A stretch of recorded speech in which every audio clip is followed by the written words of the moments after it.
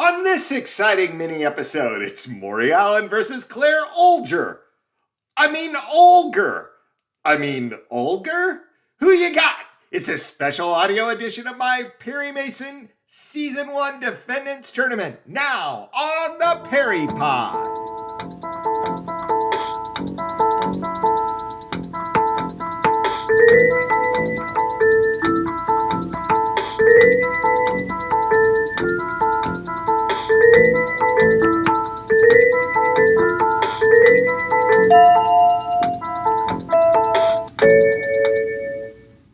Welcome, everyone. I'm your humble host, Jonathan Searcy. Before we move on to Season 4 of Perry Mason, I thought I'd finish out our Season 1 Defendants Tournament. The setup, I put all 40 Season 1 defendants into a bracket. They're facing off against each other for the crown of Season 1 Defendant Champion. My criteria? Pretty simple. Was the defendant memorable? Was the defendant the most memorable guest star in the episode? Slightly different than the first question. Did Perry respect the defendant?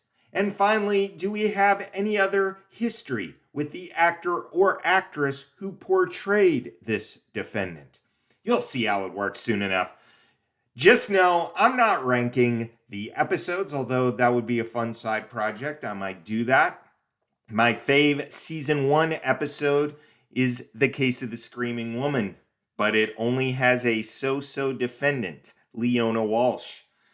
I don't really care for The Case of the Fiery Fingers, but Nora Mae Quincy, she made it into the second round. This episode's matchup features a restaurant owner who takes the orders at the table himself, pitted against a hapless gal with one fantastic pal. It's Morey Allen from The Case of the Moth-Eaten Mink, and it's Claire. Oh, you know her, the one with the last name nobody can pronounce the same in The Case of the Haunted Husband. Morey knows Paul Drake wants chocolate ice cream for dessert. Enjoy your dinner, folks? It's wonderful, Morey, wonderful. How about a little dessert? Ice cream for me, Morey. Chocolate. Claire knows that people are going to pronounce her last name 20 different ways.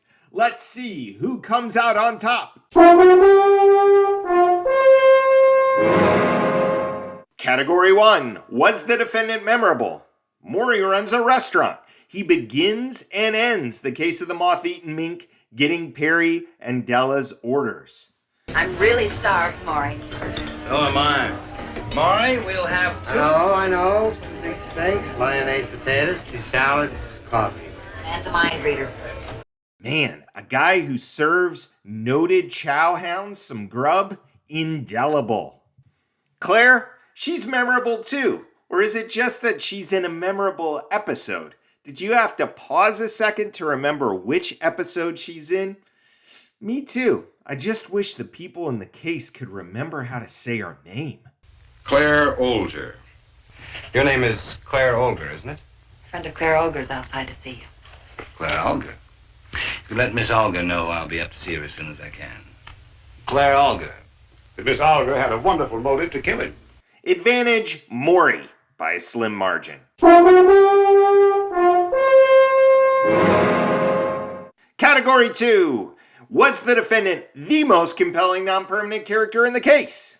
Morey's not even close, though he's admittedly more memorable than his co-defendant, the only such co-defendant in Season 1, Dixie Dayton.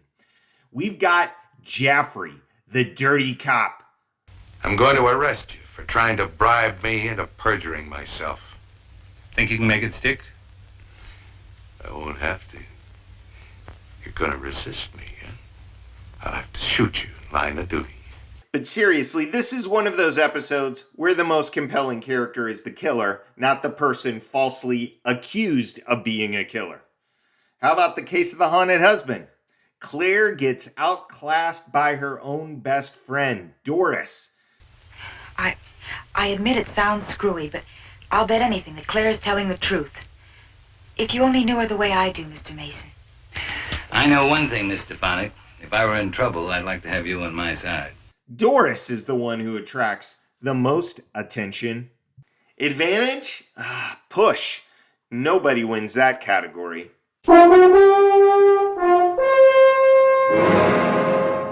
Category 3, does Perry respect the defendant?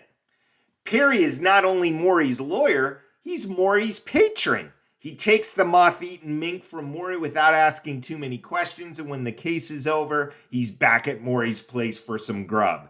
That's about as much respect as Perry can give a man. As for Claire, Perry's too busy having a tete-a-tete over his reputation with Lieutenant Tragg to bother to tell us in the denouement what's going to happen to Claire now that she's been proven innocent. How long have we known each other? Long enough. And during that time, you've called me everything under the sun. It still goes. From I know, you're unscrupulous, conniving, and unprincipled. What about stupid? No, stupid you're not. Advantage, Morey. Category 4. Do we have a prior history with the actor or actress? Something very interesting here. Both Robert Osterloh, a.k.a. Morey Allen, and Patricia Hardy, a.k.a. Claire, appear in one other episode other than their season 1 appearances. And we saw them both in season 3. Robert Osterloh was the original spouse, Walter Sprague, the case of the spurious sister.